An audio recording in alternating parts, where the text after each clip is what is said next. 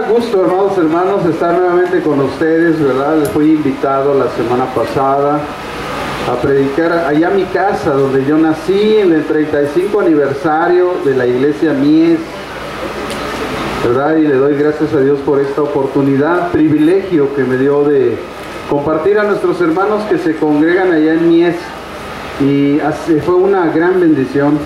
Espero que la palabra que Dios dio a sus corazones los haya edificado, exhortado, pero también desafiado, porque es algo importante de la palabra de Dios que nos desafía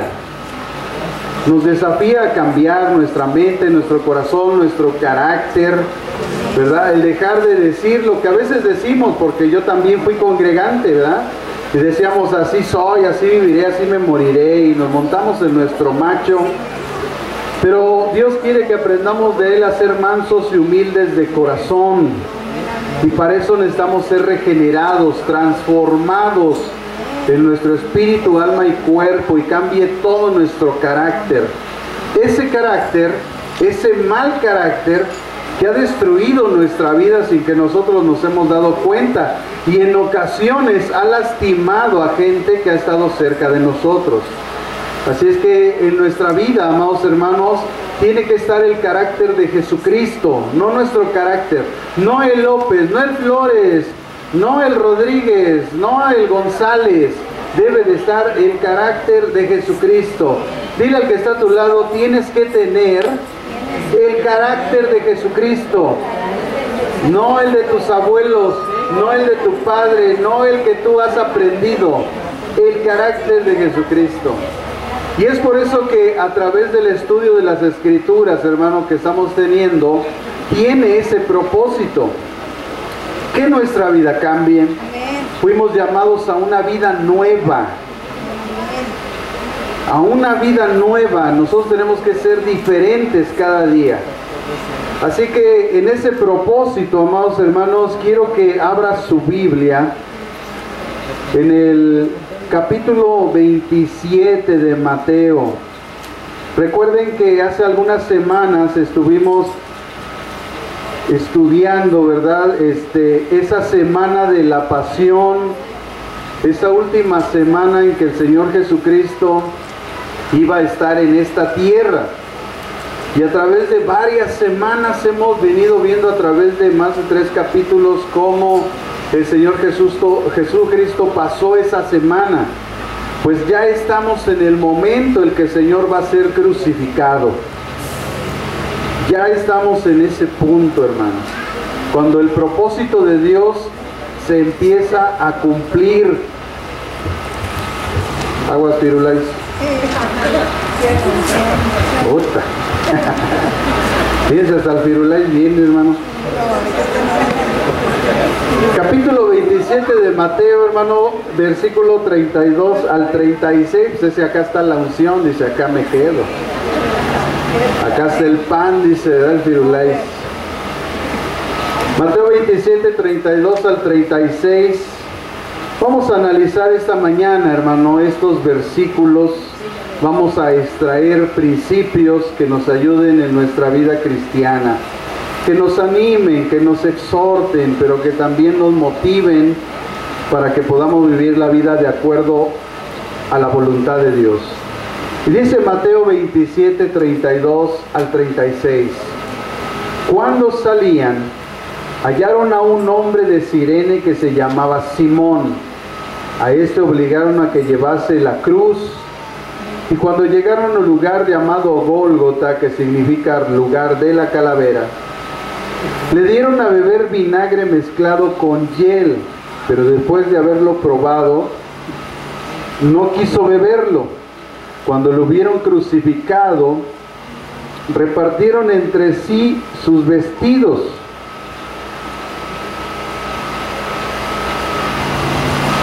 Y echaron suertes para que se cumpliese lo dicho por el profeta. Partieron entre sí mis vestidos y sobre mi ropa echaron suertes. Y sentados le guardaban ahí. Como ahorita, amados hermanos, que iniciamos, que empezaba a terminar la alabanza, oramos para que el Señor abriera nuestro entendimiento, al conocimiento, a la revelación, la iluminación de su palabra. Y hemos dado hoy solamente lectura porque ya oramos para que el Señor hiciera eso en nuestro corazón. A modo de introducción, amados hermanos, quiero tocar algunos puntos importantes de este pasaje. Primero, que entendamos que después de haber sido humillado nuestro Señor Jesucristo por los soldados de las tropas romanas, Jesús fue llevado a ser crucificado. Por algunos historiadores y registros, sabemos que la crucifixión era una forma de castigo adoptada de los romanos, de los persas, de los fenicios y los cartagineses. Es decir, que los romanos tomaron esa forma de martirio de otras culturas. Ellos, con el tiempo, ¿verdad?, al llevar a cabo sus conquistas, pues la perfeccionaron, y vaya que causaban estragos en la vida de los que eran crucificados. La crucifixión romana era premeditadamente una sentencia prolongada. Los verdugos romanos perfeccionaron el arte de la tortura lenta, manteniendo a la víctima viva. Algunas víctimas incluso llegaron a vivir lo suficiente como para ser comidos vivos por las aves de rapiña y bestias salvajes mientras estaban en la cruz. La mayoría colgaba de las cruces por días antes de morir de agotamiento, deshidratación, fiebre traumática y sofocación. Cuando las piernas no soportaban más el peso del cuerpo, el diafragma se constreñía, haciendo imposible la respiración. Es por esa causa que la ruptura de las piernas aceleraba la muerte. Nosotros leemos, si me quiere acompañar, al Evangelio según San Juan, en el capítulo 19, versículo 31 al 33, Juan 19, 31 al 33, dice la Escritura que en ese pasaje, entonces los judíos, por cuanto era la preparación de la Pascua, a fin de que los cuerpos no quedasen en la cruz en el día de reposo, pues aquel día de reposo era una gran solemnidad, rogaron a Pilato que se les quebrasen las piernas y fuesen quitados de ahí. Vinieron, pues, los soldados y quebraron las piernas al primero y asimismo al otro que había sido crucificado con él. Mas cuando llegaron a Jesús, como le vieron ya muerto, no le quebraron las piernas. Como vemos en este pasaje, hermanos, el quebrarle las piernas a los que estaban siendo crucificados, pues aceleraba más su muerte. Pero cuando fueron a ver a Jesús, fue increíble que a pesar de que había gente que duraba días colgado, el Señor Jesucristo duró solo unas horas. Y más adelante vamos a ver por qué, hermanos. Yo no creo que haya un ser humano que haya podido resistir o podría resistir lo que el Señor Jesucristo soportó. Humanamente tuvo que haber una intervención sobrenatural para que el Señor Jesús culminara todo el proceso de la redención de parte de Dios. Como sabemos, entonces, a través de este pasaje vimos, no fue necesario romper las piernas en el caso de Jesús. Usualmente, dicen los historiadores, que las manos eran clavadas a través de las muñecas y los pies por el empeine del tendón de Aquiles. Imagínense el dolor. Oye, si cuando te sale un callo ya no la ves, cuando tienes una uña enterrada, imagínate que te atraviesen el talón de Aquiles con un clavo que además no tiene punta, sino que va rompiendo los huesos, las articulaciones, los ligamentos, los nervios, rompiendo vasos sanguíneos hasta que atraviesa hasta el poste. Es impresionante, hermanos. Ninguna de esas heridas, además, ninguna de esas heridas que se infringían a la gente que era crucificada, a través de las muñecas y los pies por el empeine del tendón, no era mortal, así es que la gente estaba ahí con un dolor tan intenso todos los días de su crucifixión. Así que este martirio cumplía su propósito de infringir el más horrible dolor, insoportable, agónico, conforme las horas pasaban de la gente que estaba siendo crucificada. La crucifixión, hermanos, era una total desgracia para el que era crucificado. El apóstol Pablo escribió a los Gálatas en el capítulo 3, versículo 13. Gálatas capítulo 3, versículo 13, ahí en el Nuevo Testamento, ahí está Gálatas 3:13. Y dice la Biblia: Cristo nos redimió de la maldición de la ley, hecho por nosotros maldición, porque está escrito: maldito todo aquel que es colgado de un madero. Así que Jesucristo nuestro Señor llevó, amados hermanos, la maldición que estaba sobre nosotros. La ira de Dios que nosotros debemos de haber merecido recibir, la recibió el Señor Jesús.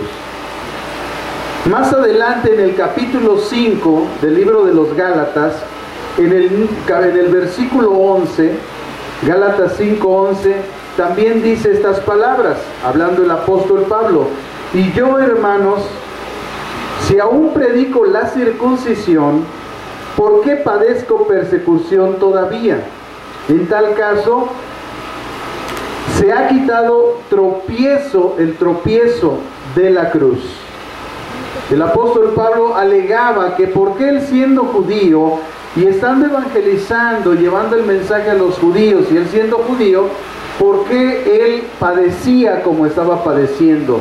Como si él estuviera en una cruz. En Hebreos 12:2, el autor de los Hebreos, en el capítulo 12, versículo 2, escribió estas palabras: puestos los ojos en Jesús, el autor y consumador de la fe, el cual por el gozo puesto delante de él sufrió la cruz. Oigan estas palabras, hermanos: el cual por el gozo puesto delante de él sufrió la cruz. Es decir, que el Señor Jesucristo vio el gozo que vendría después de su sufrimiento, de tal manera que él dijo: voy y hago la voluntad del Padre, porque voy a pasar un tiempo sufrimiento, pero el gozo será eterno y perpetuo para todos los redimidos. Así que el Señor Jesucristo culminó toda la labor que el Padre le había encomendado. Y dice después: menospreciando el oprobio, y se sentó a la diestra del trono de Dios.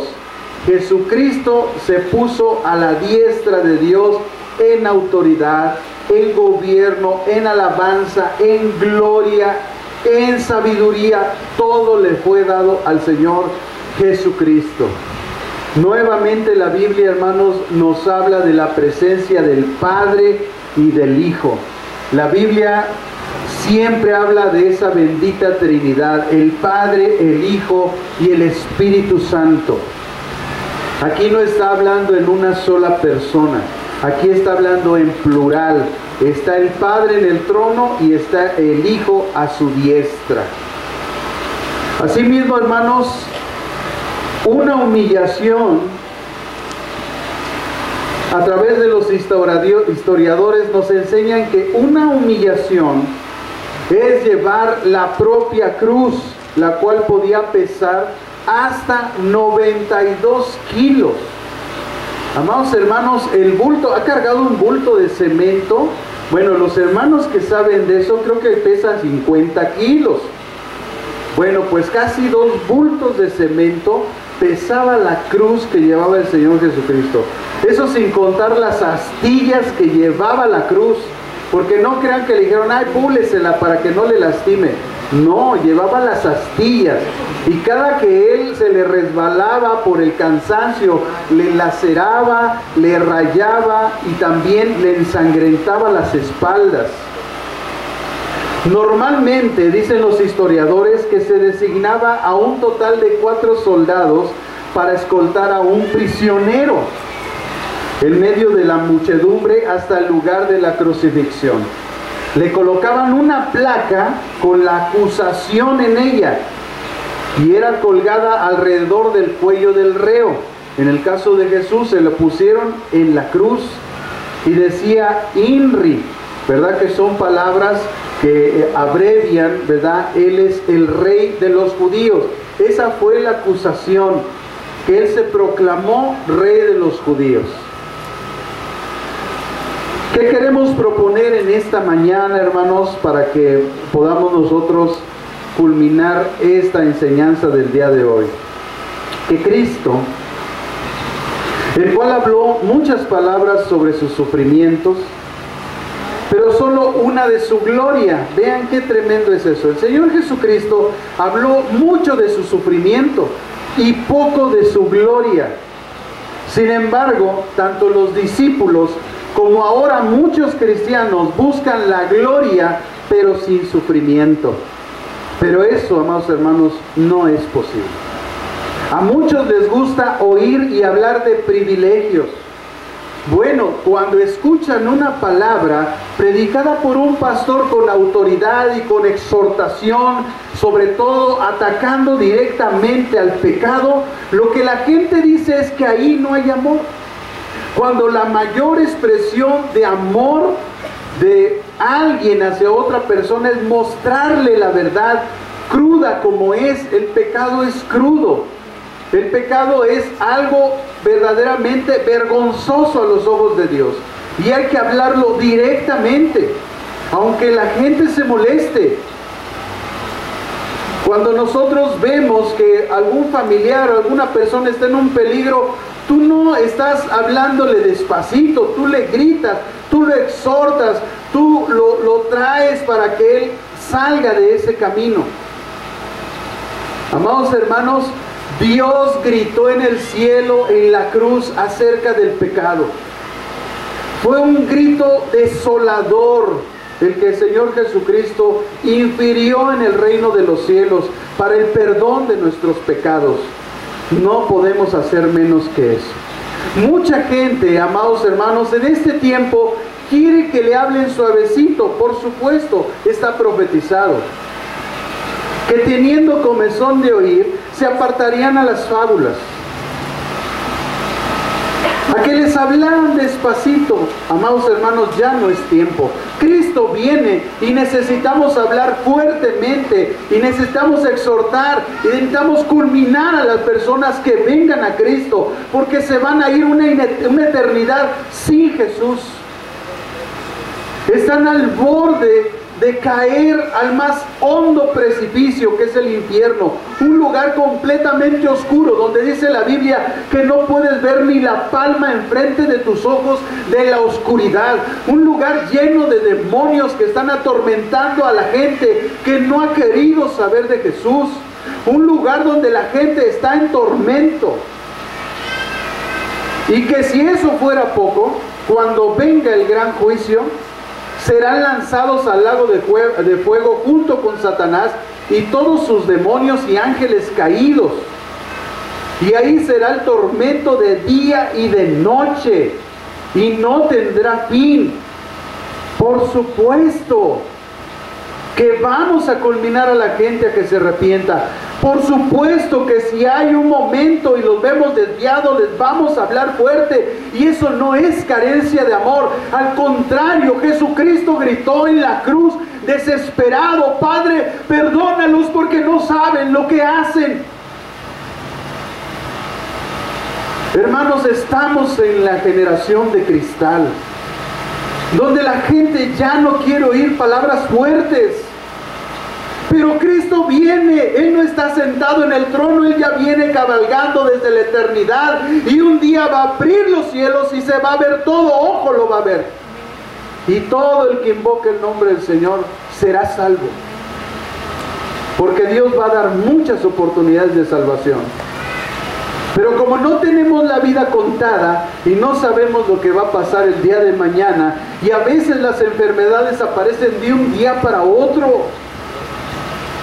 Así que es preeminencia que estemos hablando y señalando a las personas que vengan a Dios, que se arrepientan, que le pidan perdón a Dios, que se aparten de sus malos caminos. No hay gloria sin sufrimiento. Jesucristo no nos engañó. Él dijo: el que quiera venir en pos de mí, tome su cruz y sígame, porque no hay gloria sin sufrimiento. Por eso pasamos pruebas, por eso pasamos circunstancias, pero es mejor pasarlas en esta tierra que pasarlas en el infierno. Es mejor pasar tribulaciones, situaciones, carencias, hambre, desnudez, espada, como decía el apóstol Pablo. Es mejor, pero pasar toda una eternidad con Dios, delante de su presencia. A muchos entonces les gusta oír palabras lisonjeras, predicadores que les tocan los sentimientos, predicadores que los llevan a sentir bonito, predicadores que los llenan de psicología. Tú puedes, tú habla, tú decreta, tú tienes el poder. Ya no me falta que den la espada del augurio. Son falacias, son mentiras. Este mundo está en peligro, está a punto de irse al hoyo. Vean todo lo que está aconteciendo. Están inundando las escuelas de perversión a nuestros niños. Pero mientras nosotros les implantemos la palabra de Dios va a proteger su mente y su corazón. Y el Espíritu Santo no va a permitir que su mente sea contaminada. Lo mismo pasó con nosotros cuando nosotros venimos al Evangelio. Nosotros vivíamos en un mundo contaminado, lleno de maldad, de pecado, de prejuicios. Fuimos a través de la vida llenos de traumas, de situaciones. Pero cuando vino la palabra de Dios a nuestra vida, el Espíritu Santo nos protegió y nos protege. Y eso mismo la palabra de Dios hará en nuestros hijos. Los padres no tenemos que tener temor. Por supuesto que no estamos de acuerdo. Por supuesto que si hay la necesidad nos levantaremos. Pero hagamos nuestra labor, sembrémosles la palabra de Dios a nuestros hijos para que su mente y su corazón esté protegido por el Espíritu Santo de Dios. Y estemos confiados. Amados hermanos, si el Señor Jesucristo hubiera visto que no teníamos nada que hacer aquí, Él hubiera dicho: Padre, llévatelos, ¿para qué los dejas en el mundo? Pero Él no dijo eso. Él solamente dijo: Padre, no te pido que los quites del mundo, sino que los guardes del mal. Jesucristo guarda a su pueblo. Jesucristo guarda a sus hijos. Él no nos deja huérfanos. Él siempre está con nosotros. Todos los días, hasta el fin del mundo.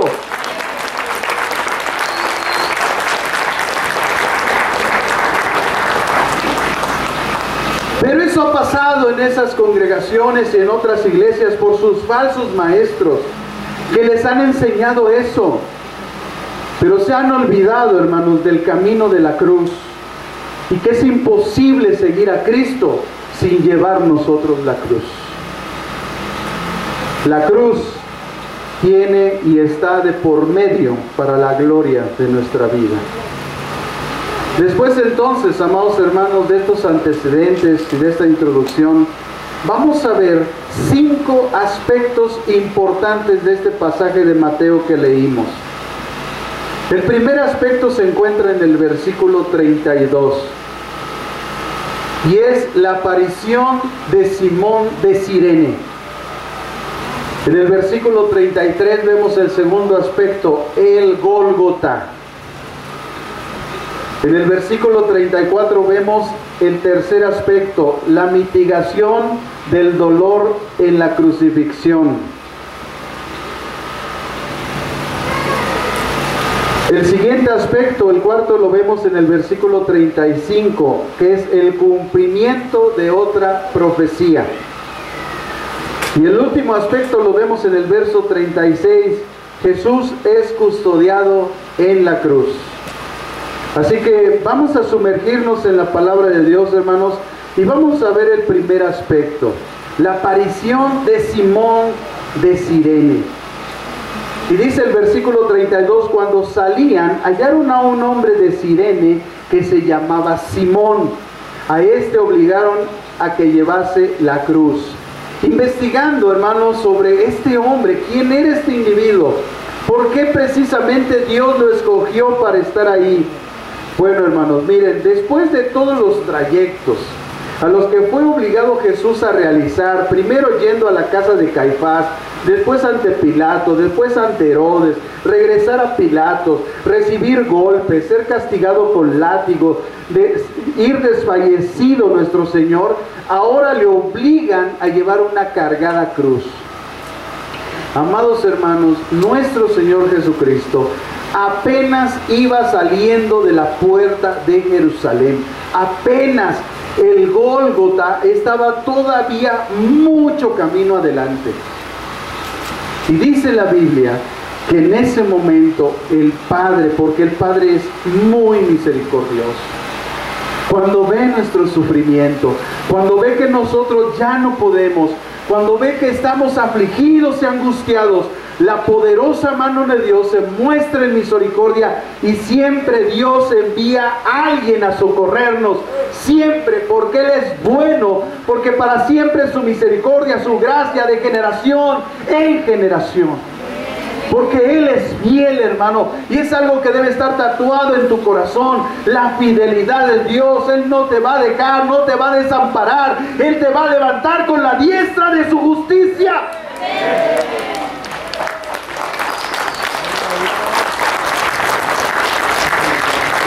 Hermanos, 92 kilos de peso después de todo el camino. No crean que la casa de Caifás a la casa de Pilato, hermanos, estaba aquí en la esquina. Tenían que caminar kilómetros. Ve, regresa otros kilómetros. El Señor Jesucristo no había comido nada. Había pasado la noche en vela en oración en el Getsemaní. Había estado sufriendo y llorando porque Él estaba viendo que el pueblo amado por aquel el que iba a morir lo iba a rechazar, lo iba a golpear, lo iba a humillar. Fue obligado a cargar su cruz, 92 kilos de peso, desde la entrada de la ciudad de Jerusalén, y una vez saliendo de la ciudad, Él ya no aguantó. ¿Quién iba a aguantar?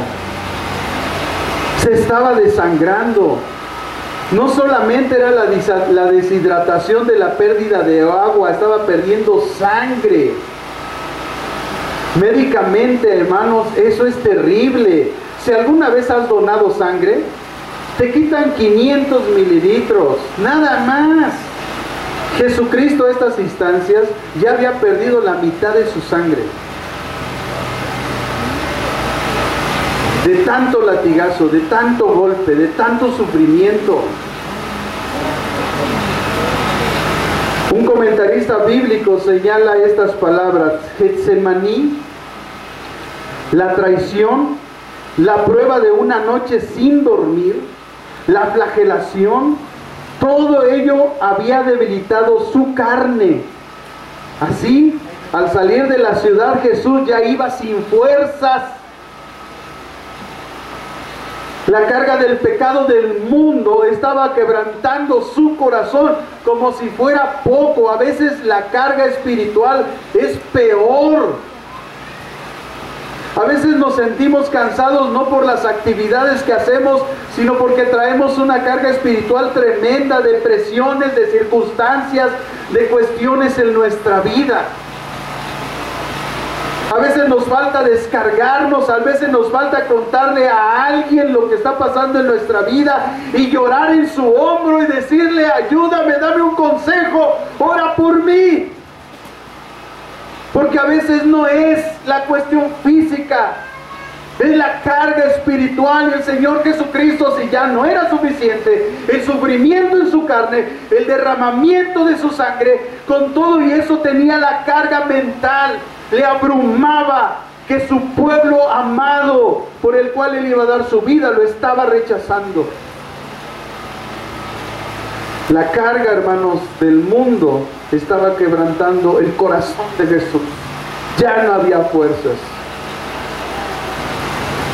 Jesús estaba experimentando toda la maldad, hermanos, de la humanidad en su humanidad. Jesús estaba experimentando la maldad de la humanidad en su humanidad. Jesús estaba mostrando señales de debilidad física para llevar su propia cruz, tal como debía ser las víctimas. Y el propósito no era una burla sobre Simón cuando lo llamaron. Seguramente estaba Dios ahí en ese hombre. Seguramente Dios, viendo a su hijo que ya no podía más, fue y lo ayudó.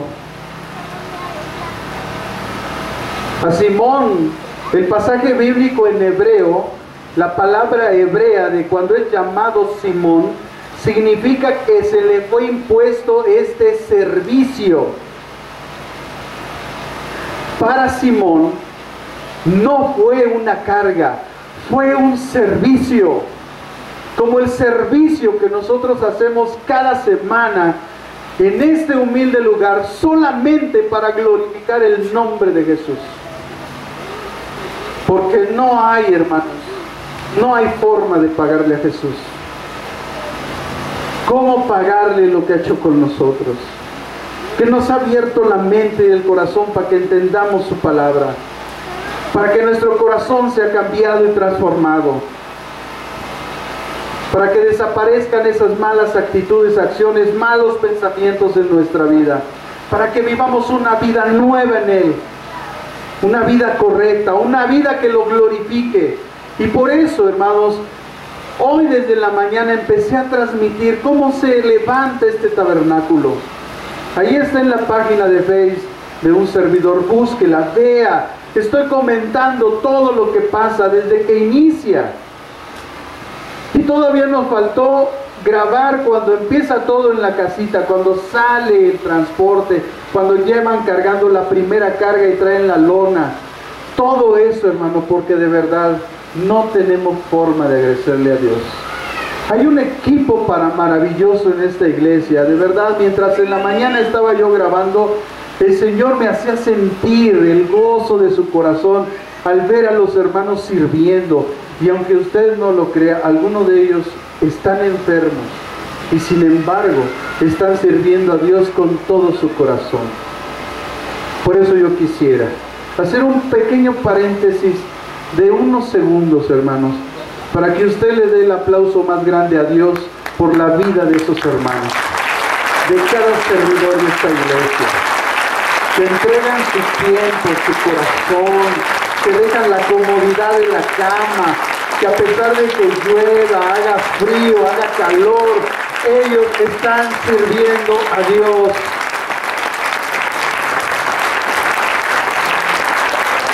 Aleluya.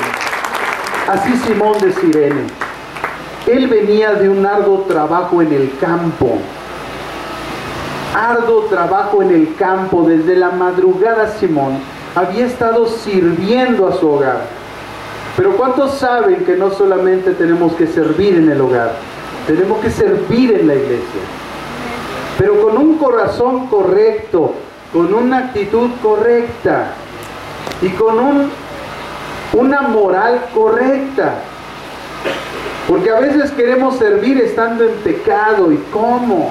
Y no queremos cambiar nuestra actitud, no queremos cambiar nuestro carácter. ¿Cómo vamos a servir a Dios así? ¿Cómo lo vamos a glorificar? ¿Cómo lo vamos a honrar si tenemos esas cosas en nuestra mente y en nuestro corazón? Posible. Simón de Cirene venía de servir a su familia. Había estado trabajando toda la mañana para poder llevar el alimento a su casa. Él venía de regreso a Jerusalén. Seguramente él tampoco había desayunado, no había comido. Y una vez que va llegando, lo jalan para hacer este servicio. No se nos dice en la Biblia la actitud de Simón. Algunos evangelios nos muestran que venía con 2 de sus hijos, ahorita lo vamos a ver, y les dice: espérenme aquí, O sea, Simón había estado sirviendo a su casa con sus hijos y no rehusó servir al Mesías, al Maestro. Juan es el único de los escritores del Evangelio que no menciona a Simón de Cirene. Él solo menciona que Jesús iba cargando la cruz, salió al lugar llamado la calavera, que en hebreo es Gólgota. Entonces ahí ya tenemos una información, porque la Biblia se interpreta sola, que el lugar de la calavera, que es la traducción del arameo calavera, y en hebreo es Gólgota. Por eso algunos dicen, el lugar de la calavera, usted va a escuchar, el lugar de la calavera, no el Gólgota, es lo mismo, nada más que una es en arameo y otra es en hebreo. En hebreo Gólgota y en arameo lugar de la calavera. Lucas señala que cuando lo llevaban a crucificar a Jesús, tomaron a cierto hombre, Simón de Cirene, que venía del campo. O sea, no estaba de flojo, venía de chambear. Y le pusieron la cruz para que llevara tras Jesús esa cruz.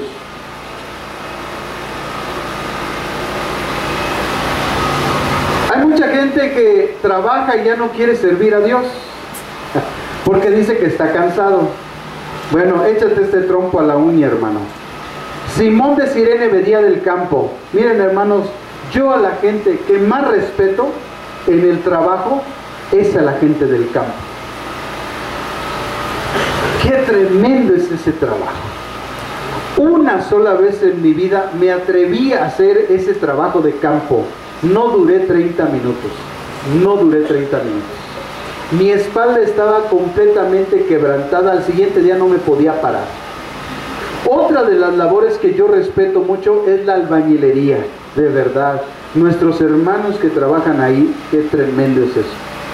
Una ocasión, un amigo se lastimó cayendo de la escalera porque estaba subiendo los botes de cemento, pues estaba poniendo la parte de arriba del techo de su casa. Entonces se cayó. Los cuates se juntaron y me llamaron, me dijeron, órale, vente, vamos a echarle la mano al vecino. Va, le estaba chavalón, ya saben, cuando andamos chavos, todos nos queremos cargar y ya después la sufrimos, ¿verdad? Cuando estamos grandes. Y ese día, hermanos, no, mire, uno aquí, otro acá, iba corriendo y subía, las vacía, órale, 1, 2. Ay, hermano, y al siguiente día, hermanos, no podía ni mover las orejas, las pestañas me dolían, cuando abría los ojos, se me acalabraba el cuerpo, del dolor, hermanos, y además se me hizo una bola aquí, porque los albañiles tienen aquí un cayote, ya no sé si un músculo, es un En Lucas 23, 27, Lucas 23, 27 al 31, Lucas escribió estas palabras. Además de eso, menciona este trayecto al Gólgota, pero Lucas añade cosas más y dice, iba mucha multitud del pueblo y de mujeres que lloraban y hacían lamentación por él. Jesús, al verlas llorar, les dijo, hijas de Jerusalén, no lloréis por mí, sino llorad por vosotras mismas y por vuestros hijos, porque aquí vendrán días en que dirán, bienaventuradas las estériles, y los vientres que no concibieron, y los pechos que no criaron. Entonces comenzarán a decir a los montes, caed sobre nosotros, y a los collados, cubridnos, porque si el árbol verde hacen estas cosas, en el seco, ¿qué no se hará? Amadas mujeres de esta congregación, aquí hay una palabra para usted. Aquí ustedes pueden ver claramente que el Señor Jesucristo les ha impuesto esa necesidad. Y aunque muchas de ustedes tienen ese empeño de servir a Dios, y la mayoría de las congregaciones están llenas de mujeres, aquí creo que vamos al parejo, gracias a Dios, porque hay matrimonios completos, ¿verdad? Pero hay muchas congregaciones que hay mayoría de mujeres que de varones. Y es que su presencia en la iglesia es como un lamento delante de Dios acerca de todo lo que está pasando en este mundo con sus hijos. Pero el Señor Jesucristo aquí explica que este sufrimiento en sus vidas a veces es necesario, que Dios lo ha puesto ahí. Por eso estas palabras, las mujeres dice que dirán: bienaventuradas las estériles y los vientres que no concibieron, porque hay tanta maldad en este mundo que no quisiéramos que nuestros hijos estuvieran en medio de este mundo. No justifico el por qué la gente ya no quiere tener hijos, pero de verdad, después de ver todo lo que pasa en este mundo, a veces hay gente que se retiene mucho de eso. Dice: entonces comenzarán a decir a los montes: caed sobre nosotros. Imagínense, para que una mujer o la gente pueda decir que los montes terminen con sus vidas, con su existencia. Y ese es el grado de aflicción que a veces la mujer y el ser humano enfrenta por la maldad de este mundo. Porque el Señor Jesús sabía que por un momento y un tiempo iba a experimentar el más espantoso dolor. Pero Él sabía que había una eternidad esperándolo y que llegaría de nuevo a sentarse a la diestra de la majestad de Dios en las alturas. Pero nosotros a veces desconocemos esa verdad. Y entonces nos llenamos de congojas y de aflicción porque vemos todo lo que está pasando en este mundo. Quisiéramos a veces ya no seguir. Se nos doblan las piernas a veces de las situaciones que estamos viviendo. Y el Señor Jesucristo les dice: porque si al árbol verde le hicieron estas cosas, en el seco, ¿qué no se hará? ¿Qué no podrá hacer la gente con los servidores de Dios? Pues solamente había que mirar, hermanos, lo que los apóstoles sufrieron en su muerte y se van a dar cuenta.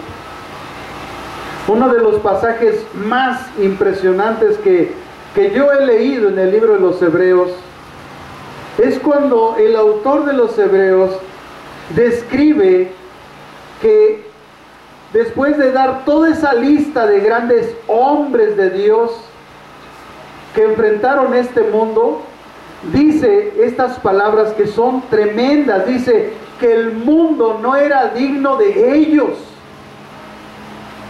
Imagínense el grado de santidad, el grado de integridad, el grado de servicio que tenía Dios a esa gente, que este mundo no fue digno de ellos.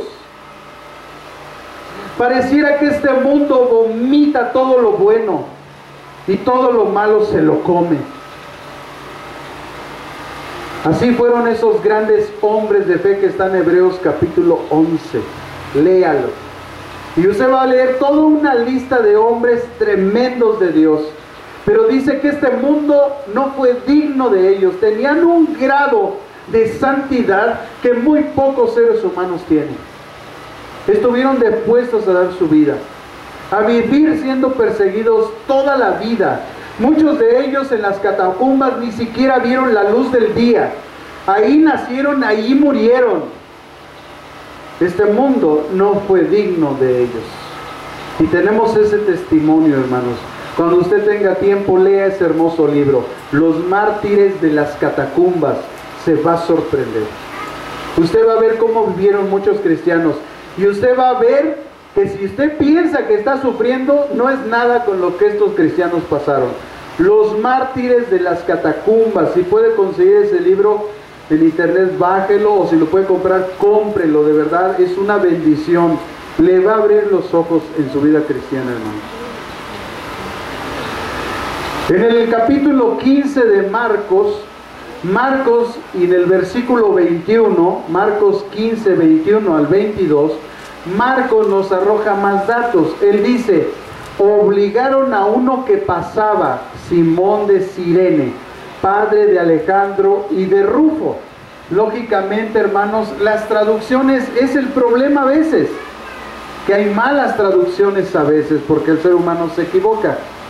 A través del tiempo que hemos venido viendo diferentes traducciones y que la modernidad y el conocimiento de cosas nuevas de la antigüedad nos hace ver, ¿verdad?, que realmente la palabra que se tradujo fue obligado, fue realmente que lo consultaron para llevar a cabo este servicio. Y dice que venía del campo a que llevase la cruz, venía del campo y entonces, ¿verdad?, él venía, era padre, dice la Biblia en Marcos 15:21, que Simón de Cirene era padre de Alejandro y de Rufo, así se llamaban sus hijos. Ellos venían del campo a que llevara la cruz y le llevaron a un lugar llamado Gólgota, que traducido es lugar de la calavera. Sabemos que el Evangelio de Marcos, hermanos, él pone primero la palabra hebrea y después traduce al arameo, lo contrario de Mateo. Mateo pone la palabra aramea y lo traduce al hebreo. Aquí vemos ese cambio nada más. Entonces deducimos, hermanos, que Marcos conocía bien a la familia de Simón de Cirene, puesto que citó los nombres de sus hijos, que trabajaban en el campo con él, y estos nombres de ellos eran Alejandro y Rufo. Amados hermanos, cuando yo leí este pasaje, me llamó la atención, porque ¿qué afán tendría o por qué el Espíritu Santo nos mostraría o nos revelaría el nombre de los hijos de Simón de Cirene, que es Alejandro y Rufo? Y mientras consultaba en oraciones, decía, Señor, ¿por qué? ¿Por qué pude, hermanos, recibir de parte del Señor que eran dignos estos jóvenes de poner sus nombres en la palabra de Dios? Porque a veces unos nombres no se nombran, son los sin nombre, porque hicieron muchas maldades. Pero comúnmente la Biblia, cuando exhorta a alguien o cuando está mencionando el pecado de alguien, la Biblia sí dice el nombre. Pero también es justa la Biblia al declarar a los hombres que han dignificado, hermanos, a su familia. Y Alejandro y Rufo, el Espíritu Santo nos revela que eran dos jóvenes que honraban a sus padres. Además venían de trabajar con sus padres, por lo tanto vemos que eran jóvenes que eran bien instruidos por sus padres, bien honrados, también conocedores de la necesidad del hogar y que trabajaban en esa sociedad. Amados hermanos, jóvenes, adolescentes que están en esta mañana, no hay mejor forma en que Dios honre la vida de alguien que es escribiéndolo en el libro de la vida, porque son jóvenes que honran a sus padres. Así que quedó testimonio en la palabra de Dios de dos jóvenes, Alejandro y Rufo, los cuales trabajaban en el campo con su padre, veían por la familia y se esforzaban, así como los jóvenes deben de hacer hoy en día. Trabajar para la familia, aportar para la familia, llegar, papá, aquí está, mira, traje esto, fui a trabajar, traje esto, papá, mamá, toma, te compré esto, hermano, toma, vete, compra esto, te hacen falta tenis, toma, cómpratelos. Eso es lo que tenemos que hacer los jóvenes. Servir a Dios de esa manera. El segundo aspecto, hermanos, que es el Gólgota, está en el versículo 33. Dice la Biblia, y cuando llegaron al lugar llamado Gólgota, que significa lugar de la calavera, como hemos visto en todos los evangelios, el Gólgota era el nombre hebreo del lugar de crucifixión de Jesús, que traducido, ¿verdad?, al arameo era la calavera. Este lugar se encontraba a las afueras de la vieja ciudad de Jerusalén. O sea, no estaba ahí luego, estaba afuera. Fueras estaba ese, o sea, Jesús tenía que cargar mucho camino, pero ya venía lastimado, ya venía lacerado, ya venía ensangrentado, ya no podía más, hermanos.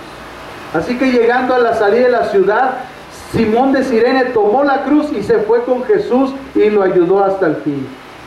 El Calvario o Gólgota, porque el Calvario es la traducción al latín. Recuerden, hermanos, amados hermanos, que la primera traducción que se hizo de la Biblia del griego fue la Vulgata Latina por San Jerónimo. Y en latín, el nombre Gólgota, o lugar de la calavera, se traduce en latín Calvario. Entonces ya tenemos esas cuestiones, hermanos. En hebreo es Gólgota, en arameo es el lugar de la calavera, y en latín es Calvario.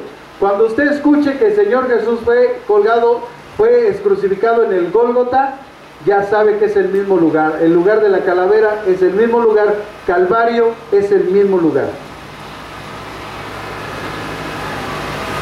Ese sitio estaba fuera de la ciudad, probablemente lo que se conoce ahora como el Calvario de Gordón. Hoy ese lugar se llama el Calvario de Gordón, un monte que está al norte de los muros de la ciudad, que desde el Monte de los Olivos, que es otro monte que está cerca de ahí, se ve parecido a una calavera. Por eso le pusieron el lugar de la calavera, o Gólgota, o Calvario, porque ese monte parecía una calavera.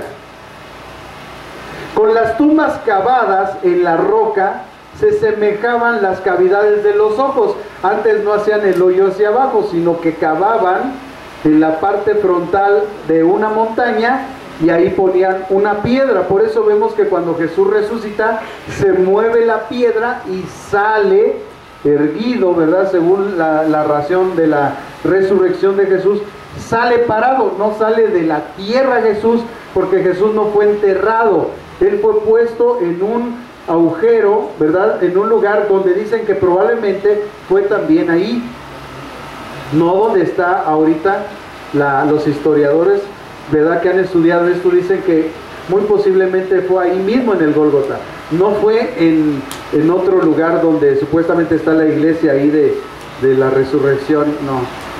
Muchos historiadores dicen que no fue así, hermano. Pero bueno, que se peleen ellos con eso. Lo importante es que Jesús resucitó, no fue enterrado, ¿verdad? Porque hoy la gente dice que si lo creman se va a ir al infierno. No, tú te vas a ir al infierno por el pecado, por no recibir a Jesús, no porque te cremen. Acuérdate que muchos cristianos fueron quemados vivos. No es la forma de morir, es con quién moriste. Así es que te puede comer un león, y si tú fuiste cristiano, te vas al cielo aunque estés en la barriga del león. Ese es un monte entonces, hermanos, al norte de los muros de la ciudad, que es el Monte de los Olivos, que del Monte de los Olivos se ve parecido una calavera, con esas tumbas cavadas en la roca semejantes a cavidades de los ojos, y en una de las cuales, dicen los historiadores, pudo haber sido sepultado Jesús. La traducción latina de Gólgota entonces sabemos que es Calvario. Fue llamado así por la forma que tenía la colina, como calavera, porque la palabra Calvario, cal de calavera, ¿verdad? Calvario es la pronunciación al latín. Hay varias clases de cruces, hermanos. Sabemos que Jesucristo fue clavado en una cruz. Muchos teólogos están peleando que si era un palo recto. Dice por ahí una secta era un palo recto, otros dicen que sí era una cruz con dos palos. Bueno, hay un pleito teológico por eso. Sin embargo, lo importante no es eso. Los eruditos bíblicos señalan que la que suele presentarse en la imagen natural, esa es la correcta. Porque hubo modificaciones en la forma de crucifixión. Porque los romanos se dieron cuenta que de estar crucificado así a estar así, causaba más dolor y los pulmones no lo dejaban respirar a la persona al estar crucificado con los brazos abiertos. Así que los historiadores dicen que la forma común de la cruz, esa es la mejor forma en la que se describe la crucifixión de Jesús. Así que muchos tendrán controversia sobre la cruz, pero eso no es lo importante, hermanos. Lo que importante es la obra redentora de Jesús, Quiero que me acompañe a Filipenses capítulo 2, versículos del 1 al 11. Filipenses 2 del 1 al 11. Porque lo importante es la obra redentora, no la forma. Lo importante es que Cristo murió por nuestros pecados. Y dice Filipenses 2 del 1 al 11. Por tanto, dice el apóstol Pablo, si hay alguna consolación en Cristo, si hay algún consuelo de amor, si alguna comunión del Espíritu, si algún afecto entrañable, si alguna misericordia, completad mi gozo, sintiendo lo mismo, teniendo el mismo amor, unánimes, sintiendo una misma cosa. Nada hagáis por contienda o por vanagloria, antes bien con humildad, estimando cada uno a los demás como superiores a él mismo. Superiores a él mismo. Dice después la Escritura, no mirando cada uno por lo suyo propio, sino cada cual también por lo de los otros. Haya pues en vosotros este sentir que hubo también en Cristo Jesús, el cual, siendo en forma de Dios, no estimó ser igual a Dios como cosa a que aferrarse, sino que se despojó a sí mismo, tomando forma de siervo, hecho semejante a los hombres, y estando en la condición de hombre, se humilló a sí mismo, haciéndose obediente hasta la muerte y muerte de cruz, por lo cual Dios también le exaltó hasta lo sumo, y le dio un nombre que es sobre todo nombre, para que en el nombre de Jesucristo se doble toda rodilla de lo que están en los cielos, en la tierra y debajo de la tierra, y toda lengua confiese que Jesucristo es el Señor, para la gloria de Dios Padre. Y ese es mi pleito con las sectas. Y siempre les pongo este pasaje.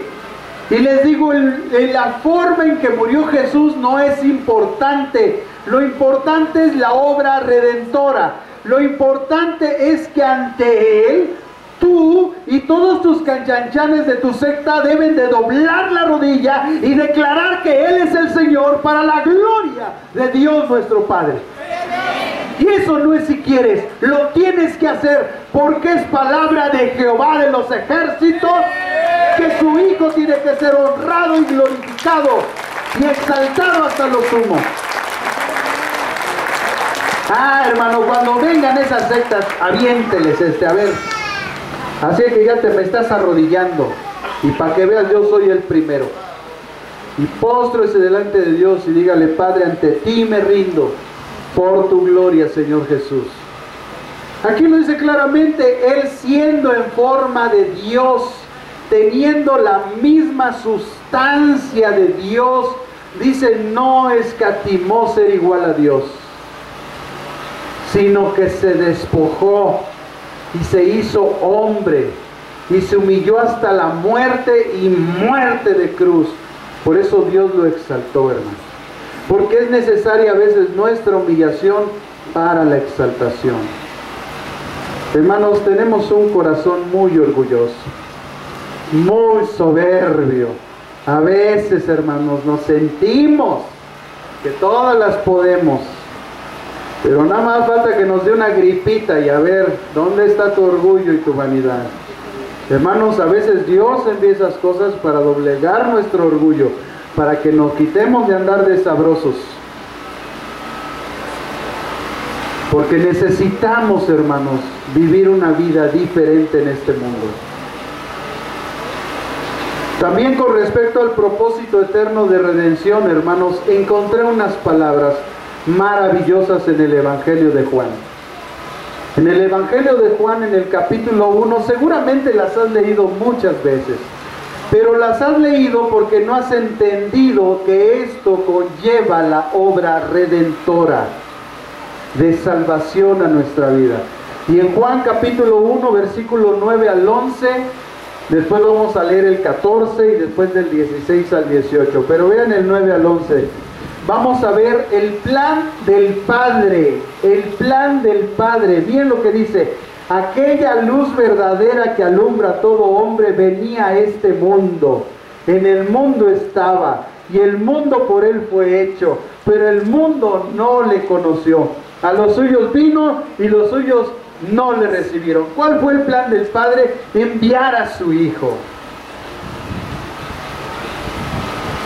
Mucha gente dice: ¿dónde estaba Dios cuando me pasó esto? ¿Qué hizo Dios por mí? ¿Qué ha hecho Dios por mí? Pues envió a su Hijo a morir por ti, por tus pecados. Te está yendo mal, estás fracasando en la vida, ya andas como la samaritana. Hay samaritanos también, y andan ahí de vida en vida. ¿Por qué? Porque no han entendido lo que Cristo hizo por nosotros. Él vino a buscar y a salvar lo que se le había perdido. Y si tú te le perdiste, Él te va a venir a encontrar. Dice la Biblia que esa luz verdadera que alumbra a todo hombre, o sea, si nosotros vivimos y conocemos la verdad, es por Él. Dice que venía a este mundo. En el mundo estaba, Él vino. Muéstrame a tu Dios. Pues Él vino hace 2000 años y no lo recibieron. Se hizo hombre. Mucha gente atea dice: pues a ver, ¿dónde está tu Dios? ¿Dónde está tu Dios? Dale una cachetada, aquí está en mí.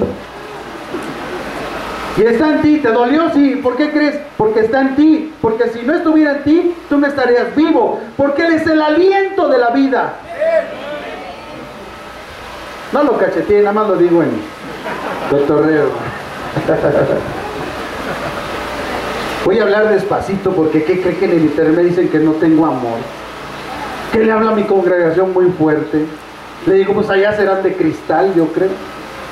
Allá afuera te traían a mentadas y no decías nada, y ahora no te pueden decir mi amor porque ya te estás desarmando. No, qué testimonio. A los suyos vino, pero los suyos no lo recibieron.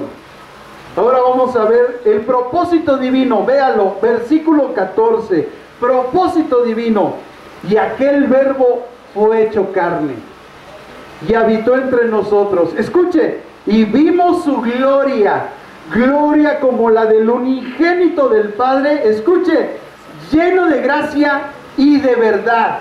Si hay algo que caracterizó, hermanos, el plan, el propósito divino, fue la gracia y la verdad que venían a través de su Hijo. Propósito divino.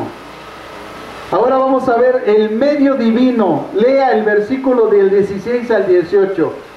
El medio divino: porque de su plenitud tomamos todos, y gracia sobre gracia.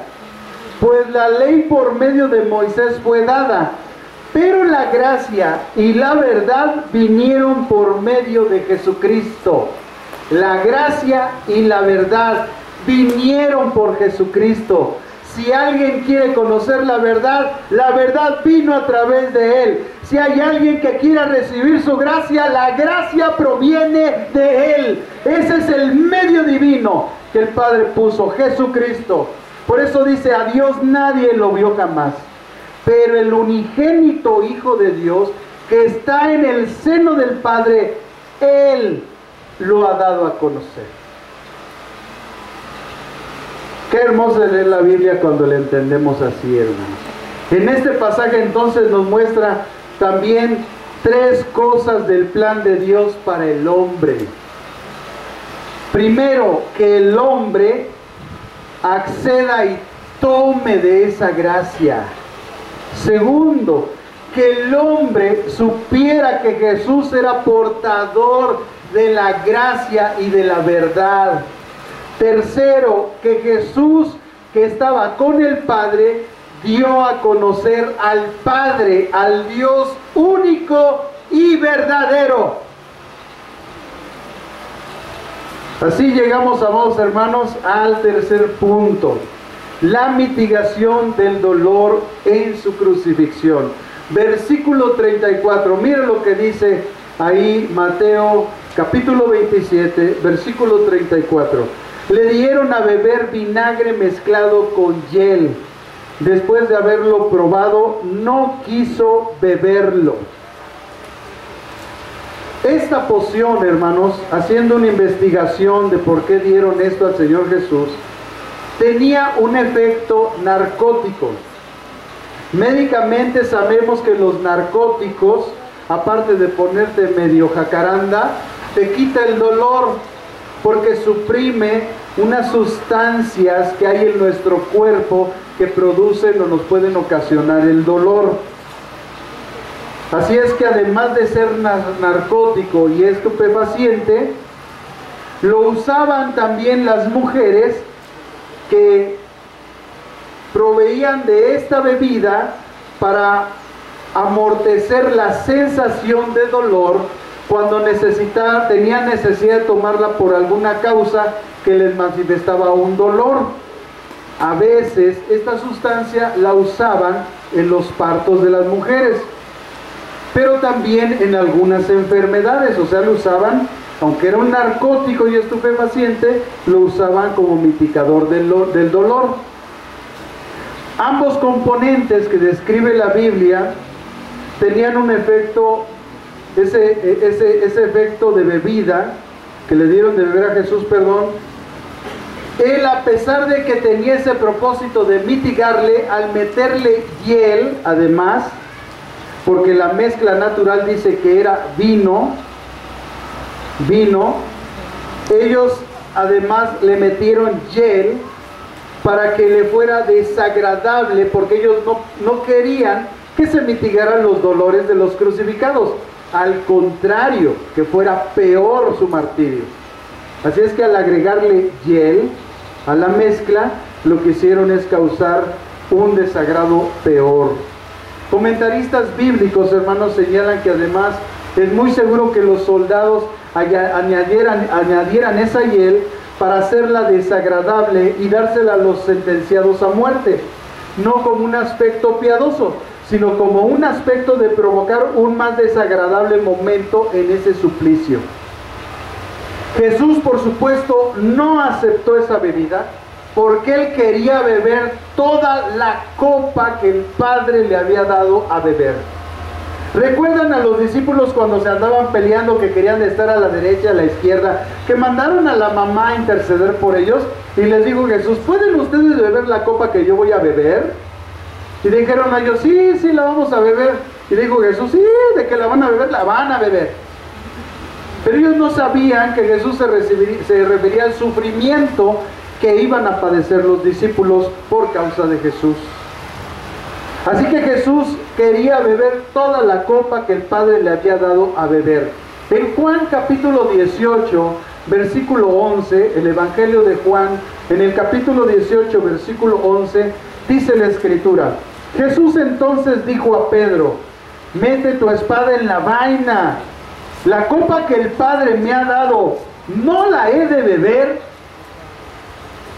Jesús sabía de su sufrimiento. Él no quería que se mitigaran sus dolores. Él sabía que cargaba con todo el peso del pecado de la humanidad. Y para que toda la humanidad tuviera oportunidad de redención, Él tenía que pasar todos esos sufrimientos. Por eso no tomó esa bebida.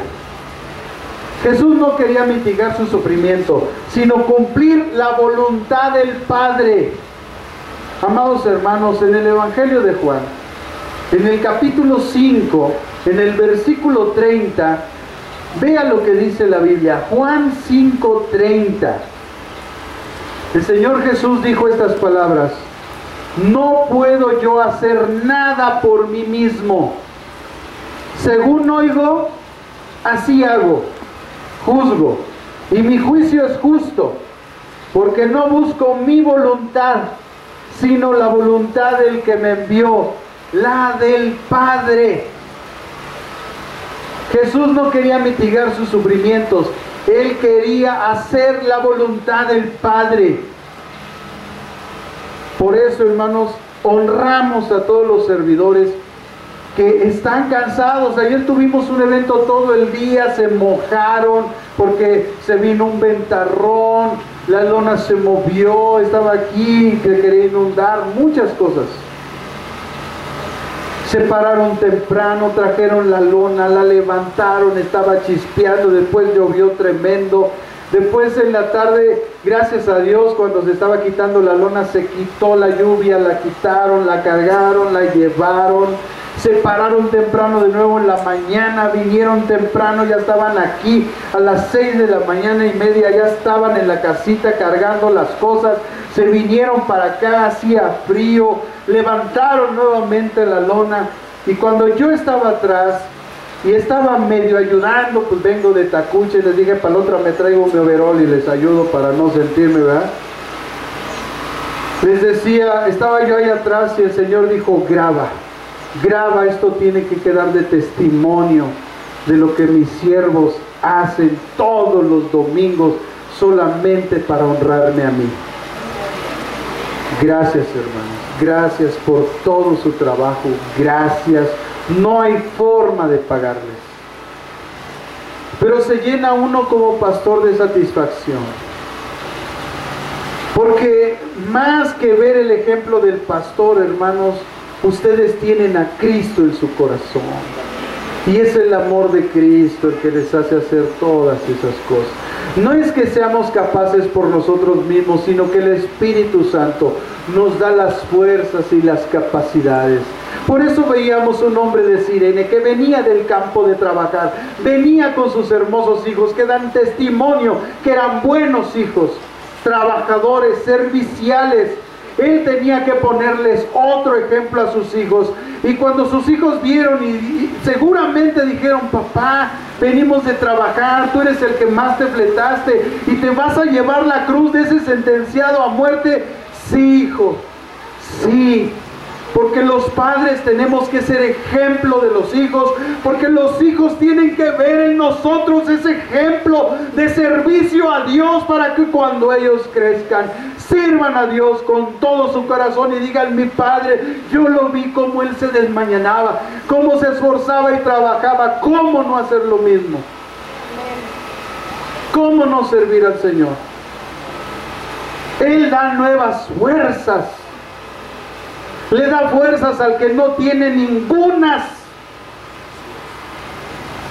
Y muchas mujeres que estuvieron aquí en la mañana, todavía del servicio que hicieron, porque seguramente cuando llegaron después del evento de ir a su casa, el esposo le pidió de cenar. Y la mujer que estuvo todo el día sirviendo le hizo la cena. Y se paró en la mañana y le hizo desayunar. Y se vino a servir. Y va a llegar ahorita, después de haber servido, otra vez va a llegar a su casa y va a hacer la comida para toda la familia. Hermanos, un aplauso a las mujeres. Un aplauso a Dios por todas estas mujeres esforzadas, trabajadoras y valientes que cada día se esfuerzan por su familia. Son un ejemplo, hermanas. Son un ejemplo. Gracias por sus vidas, hermanas. Juan 5:30, el Señor Jesús dijo que Él no puede hacer nada que no vea hacer a su Padre. Si nosotros no le enseñamos a nuestros hijos, ellos no lo van a hacer. Si tú no oras, varón, si tú no oras, mujer, tus hijos no lo van a hacer. Si tú no demuestras tu fe y tu confianza en Dios, ellos no van a tener fe y confianza en Dios. Si tú no sirves a Dios, ellos no van a servir a Dios. Tenemos que dar ejemplo. Jesucristo es nuestro mayor ejemplo. Él era el Dios. Él se despojó, no escatimó ser igual a Dios y nos vino a servir. Él dijo, yo no he venido a ser servido, yo he venido a servirles. Todavía le lavó los pies a sus discípulos. Tenemos que servir y todavía enseñó, el que quiera ser primero tiene que hacerse servidor de todos. Ese es el ejemplo. Hoy pareciera que todos queremos la preeminencia y mandar, cuando es el ejemplo el que tenemos que dar. Hacer la voluntad del Padre, hermanos, es la entrada al reino de los cielos. Fíjese lo que dice Mateo 7:21. Mateo capítulo 7, versículo 21. La Escritura dice, Mateo 7:21. No todo el que me dice Señor, Señor, entrará en el reino de los cielos. Escuche, cómo esta es la puerta. Sino el que hace la voluntad de mi Padre que está en los cielos. Esa es la puerta de entrada al cielo. Hacer la voluntad de Dios. A veces estamos cansados, estamos afligidos, estamos atribulados, pero créame que lo mejor es hacer la voluntad de Dios. No importa cómo estemos, cómo vengamos, hay que hacer la voluntad de Dios, cueste lo que cueste. Es una puerta de entrada al cielo. ¿De qué nos sirve decirle Señor si no hacemos lo que Él dice? Hacer la voluntad del Padre, hermanos, es esa puerta. Además de todo esto, hermanos, estaba profetizado lo que le iba a pasar a Jesús. En el Salmo 69:21, Salmo 69:21, ya se había descrito muchos años antes atrás lo que iba a pasar. El salmista David había escrito: me pusieron además hiel por comida, y en mi sed me dieron de beber vinagre. Vinagre con vino era la mezcla clásica que usaban para el dolor. Cuando los soldados romanos le agregaron también la hiel, fue para que le causara un sinsabor y entonces pudiera sufrir más nuestro Señor. En una expresión poética, el salmista David, como un grito de angustia, señaló este acontecimiento en la vida del Mesías. Aunque seguramente él pasaba situaciones difíciles, porque las palabras de David, sin que él se diera cuenta lo que él sentía, al mismo tiempo el Espíritu Santo estaba revelando cosas del Mesías. Y mientras él experimentaba situaciones y experimentaba circunstancias, escribió estas palabras pensando que eran de él, cuando él estaba profetizando del Mesías. Pero no fue la única profecía después que se cumplió, porque el cuarto aspecto de esta mañana que estamos viendo está en el versículo 35, y es el cumplimiento de otra profecía. En Jesucristo se cumplieron más de 300 profecías, 300 en un solo ser humano. Oye, hermano, ya ni en toda la humanidad, en un ser humano, Jesucristo. Y dice el verso 35 de Mateo 27. Cuando lo hubieron crucificado, repartieron entre sí sus vestidos, echando suertes para que se cumpliese lo dicho por el profeta. Partieron entre sí mis vestidos y sobre mi ropa echaron suertes. El pasaje que se hace alusión, hermanos, es en el libro de los Salmos, en el capítulo 22, versículo 18. Es el pasaje que se hace alusión a estas palabras de Jesús. El Salmo 22, 18, el cual además es titulado, es un salmo del Mesías. El Salmo 22 es un salmo del Mesías y está titulado en algunas Biblias grito de angustia y canto de alabanza. Y usted va a ver por qué, hermano. Esta mañana usted va a ver por qué este salmo se llama así: grito de angustia y canto de alabanza. Y dice el Salmo 22, 18, repartieron entre sí mis vestidos y sobre mi ropa echaron suertes. Un comentarista bíblico que encontré señala estas palabras: estos rudos soldados romanos echaron suertes sobre el ropaje de Cristo. Dan una imagen de comedia al pie de la cruz, que es la tragedia de los siglos de la humanidad. ¿Qué quiere decir esto este comentarista, hermanos? Que la humanidad ha vivido una burlona indiferencia hacia la cruz del Calvario. Y el Cordero inmolado que quita el pecado del mundo, el cual no lo conoció ni le recibió, como vimos en Juan, ni aceptó el plan redentor de Dios en Jesucristo. Este mundo lo que se puso a hacer es jugar con su vida. Amados hermanos, aquí no venimos a jugarle al vivo. Aquí venimos a ser encontrados por Jesús y a dedicar toda nuestra vida a su servicio, a su alabanza y a su adoración. Y ya el domingo pasado vi en la semana la predicación que dio el pastor Alan, mi hijo, que les habló de la adoración. Nosotros fuimos constituidos para la alabanza de su gloria.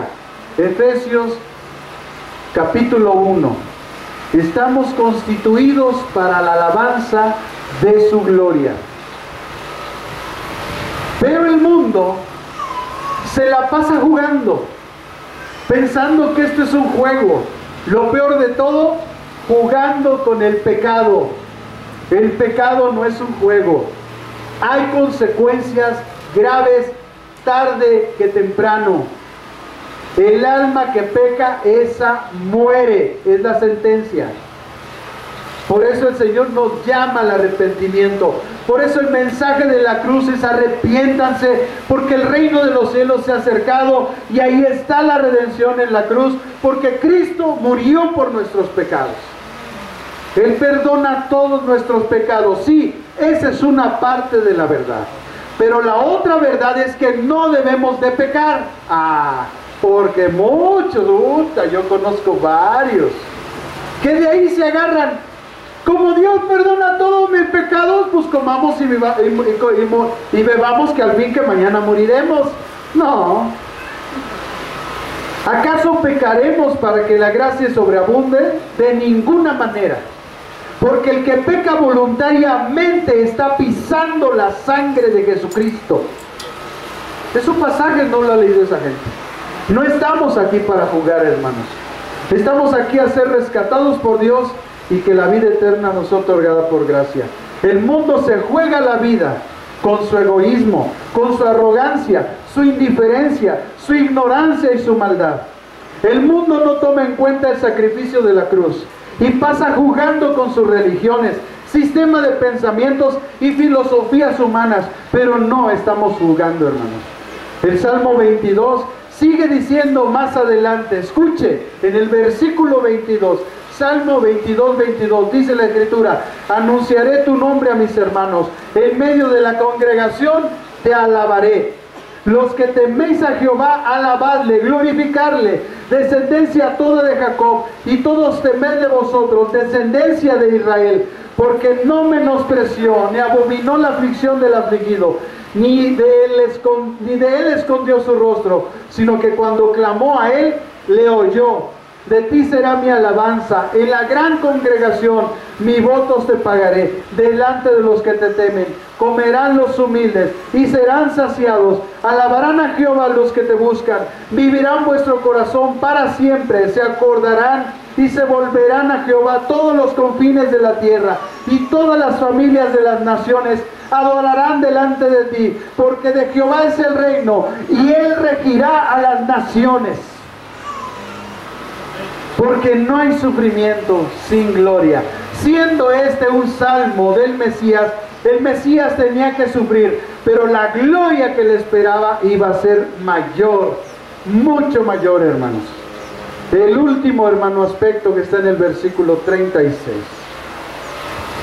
Y estaremos finalizando esta mañana, hermanos. Dice el verso 36: y sentados le guardaban ahí.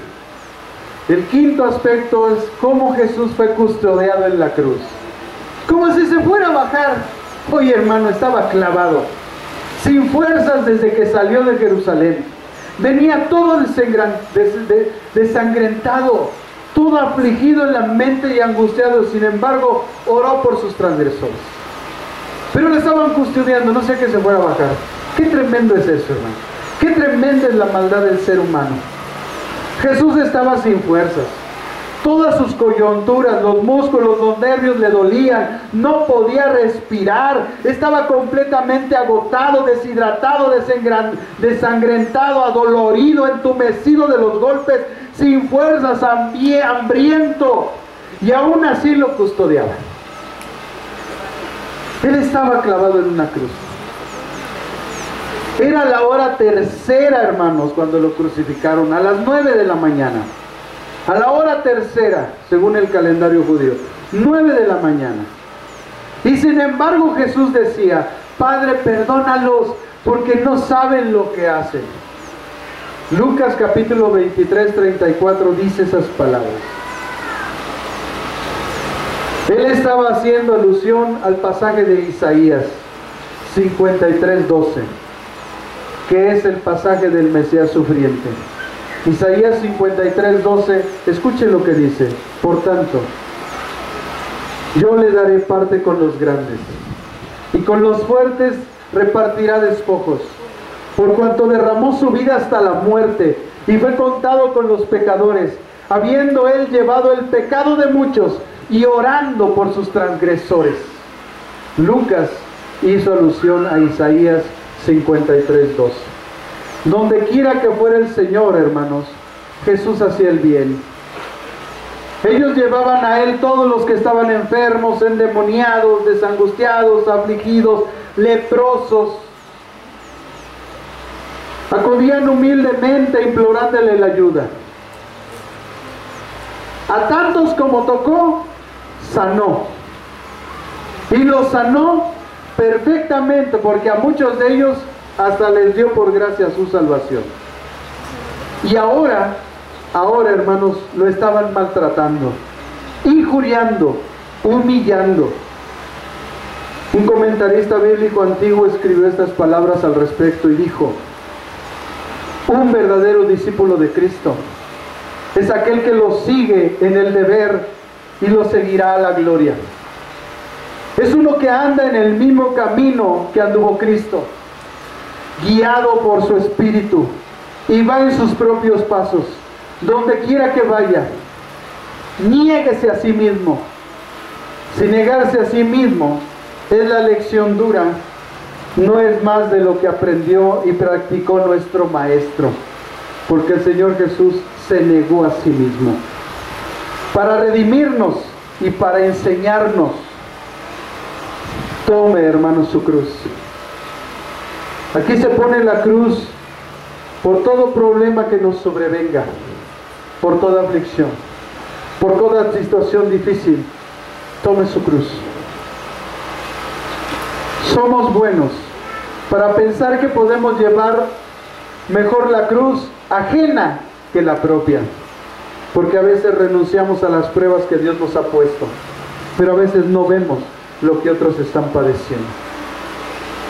Pero mejor es lo que nos está asignando el Señor, porque Él no nos va a poner una prueba que Él sabe que no podemos soportar. Debemos hacer lo mejor para ello. Por eso pido que el grupo de alabanza venga aquí al frente y me ayude para la administración. En conclusión, amados hermanos, Cristo sabía perfectamente todas las cosas que le ocurrirían. Por eso lloró, por eso se lamentó, porque Él nos amó hasta el fin. Él no bajó de la cruz porque nos amaba, con un amor eterno, pero emprendió la obra de nuestra redención, lo cual demuestra su fuerte amor. Qué humillación exterior y gloria divina fue la vida de nuestro Redentor, hermano. Toda su humillación terminó en su exaltación. Aprendamos, hermanos, esta mañana a soportar la cruz, a despreciar las riquezas y los honores mundanos, y a estar contentos con la voluntad de Dios que nos ha impuesto. Claro que no es fácil recibir la voluntad de Dios cuando se nos anuncia una enfermedad, cuando se nos es propicio un sufrimiento, cuando la esposa nos abandona, el esposo nos deja, Cuando los hijos se portan ingratos ante toda la vida que le hemos otorgado. Claro que no es fácil soportar que la familia nos desprecie por seguir la cruz de Cristo. Claro que no es fácil que te hagan menos en el trabajo. Por supuesto que no es nada grato que te insulten, que te traten de humillar o que se burlen de ti por tener la cruz de Cristo tatuada en tu corazón. Pero yo te digo, es mejor cargar la cruz un momento de sufrimiento en nuestra vida, hermanos, que caminar toda una vida sin esperanza en un infierno oscuro de martirio eternamente y para siempre, de un fuego desolador. Es mejor que en este tiempo seamos despreciados y desechados. Pues si al árbol verde le hicieron lo que le hicieron, ¿qué nos espera a nosotros, que somos ramas secas? ¿Qué nos espera si no hay nada bueno en nosotros, sino la gracia inmensa de Dios y su amor con el que nos amó y nos salvó? Ponte de pie, hermano. Quiero llevarte hoy a que hagas una profesión de fe, a que esta mañana le digas al Señor con todo tu corazón, así con un corazón sincero. Pon tu mano derecha ahí donde está tu corazón y cierra tus ojos, porque no importa lo que estás pasando. Él va a enviar a un hombre de Cirene, a una mujer de Cirene, o si es necesario a sus ángeles a socorrerte, porque dice la carta a los hebreos que le están puestos para nuestro beneficio. O enviará a su Santo Espíritu que te fortalezca y te dé las alas del águila para que salgas de esa preocupación, de esa situación que te está quejando, como nuestro Maestro el Mesías pasó en un día en su vida. Todo lo que sufrió, bastaron 24 horas para experimentar el más grande horror que un ser humano puede padecer. A veces escuchamos malas noticias en nuestra vida, una enfermedad, una aflicción, un desamor, un desaliento, una injusticia. Pero hoy los brazos del Señor están para ti, hermano. Así que pon tu mano aquí donde está tu corazón, cierra tus ojos, inclina tu rostro y dile: Señor, tomo mi cruz. Señor Jesucristo, tomo mi cruz. Padre, estoy dispuesto a hacer tu voluntad. Tomo mi cruz. Amado Señor, si te es posible, quita de nosotros la copa, pero no se haga como nosotros, sino como tú quieres. Por lo tanto, tomo mi cruz y te sigo, Señor. Te sigo, te sigo. Y si hay alguien en esta mañana que está pasando por aflicción, venga, venga, porque el Señor hoy envía su Espíritu como el Simón de Cirene. Porque el Espíritu trabaja, el Hijo trabaja, el Padre trabaja, y Él sabe que estamos afligidos y angustiados. Sabe la cruz que estás cargando, sabe que es mucho peso para ti. Has caminado un tiempo, has cruzado la ciudad, pero todavía te falta el Gólgota, el lugar de la calavera, el Calvario. Pero no importa. No importa, hermano, no importa el Calvario, el Gólgota, el lugar de la calavera, donde te encuentres. Lo importante es que Simón va contigo, su Espíritu va contigo, guiándote, fortaleciéndote, animándote, diciéndote: camina, camina. Yo estoy contigo, yo estoy contigo. Él sabe el camino que has transcurrido, Él sabe lo que has pasado. Así que levanta tus manos y dile: tomo mi cruz, Señor, y te sigo. Pero también dile las palabras de Jesús en el Getsemaní. Dile: Padre, si te es posible, quita de mí esta copa, pero no se haga como yo, sino como tú. Si está en tu mano, Señor, mitigar el dolor, la aflicción, la angustia, quítala de mi vida, Señor. Si esto va a formar mi carácter, mi actitud, Señor, déjala ahí el tiempo suficiente. Transforma mi corazón, cámbialo.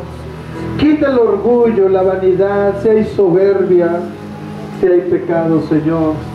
Límpiame y lávame, Padre, porque tú eres bueno.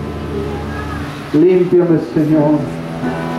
Y ahí con tu mano en tu corazón, cierra tus ojos.